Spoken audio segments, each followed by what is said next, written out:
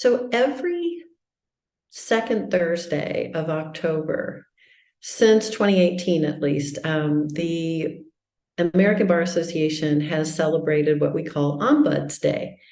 And so that's what I want to talk about today, is that it's actually something that's celebrated around the world. And most people don't really know what ombuds do. So first, let me remind you who I am. I'm Nancy Schick of Third Year Conflict Resolution, and I'm a mediator that then kind of does what ombuds do. So I'm going to explain a little bit more about that. So first, you probably want to know a little bit like, where does this whole strange term come from? It comes from Sweden in the 1800s, is when they first put an ombuds, a person to go into parliament to try and do something that I think a lot of us who are American and in different countries could say, oh, it'd be lovely to have someone to navigate all the conflicts when people have different positions and need to work together. That's effectively what an ombuds does. So then in the 1960s is where we started to see this show up in the United States.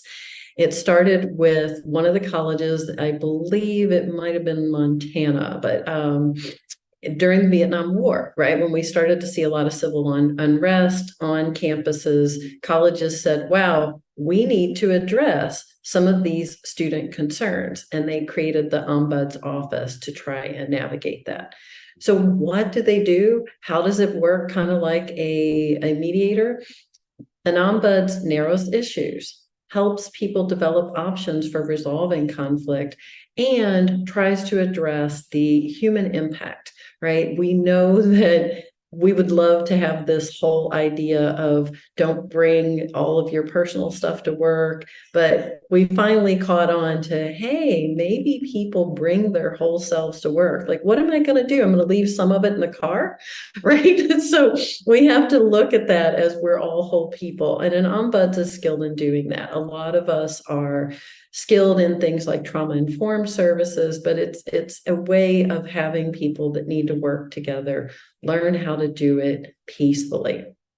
So if you're interested in doing that in your workplace, whether you call it an ombuds, a Title IX coordinator, a mediator, an outside supporter, it's all kind of in the same vein.